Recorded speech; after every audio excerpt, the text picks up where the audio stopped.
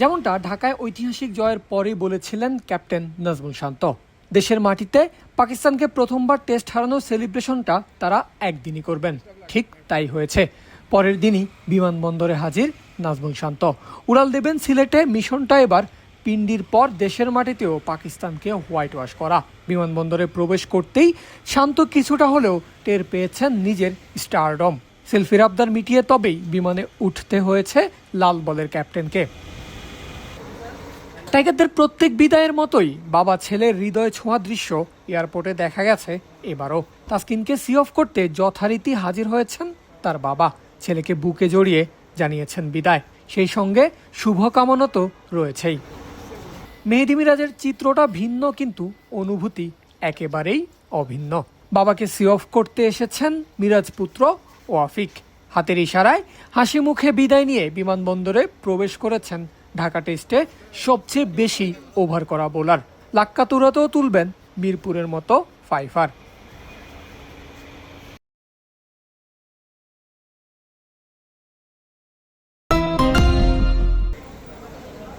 মিরাজ, তাসকিন, শান্তরা নিজেদের মতো করে এলো। লিটন, জয়, অমিতরা এসেছে একসঙ্গে টিম বাসে চড়ে।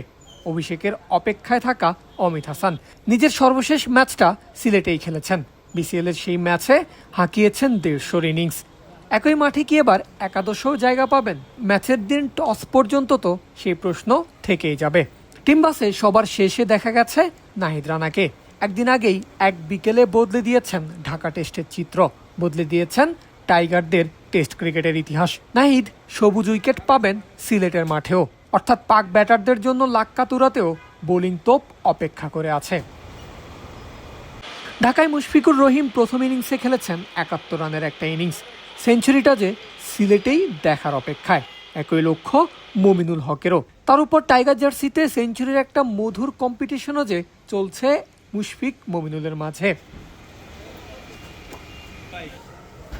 এভাবেই ভিন্ন ভিন্ন এলেও একই ফ্লাইটে সিলেটে উড়াল দিয়েছে বাংলাদেশ দল। ঢাকায় জয়ের পর এবার নাজমুল শান্তর দলের মিশন পাকিস্তান হোয়াইট ওয়াশ। আর লাক্কাতুরা সেই ম্যাচ মাঠে গড়াবে আসছে 16 মে। পারভেজ আল হাসান, ক্রিক ফ্রেঞ্জি।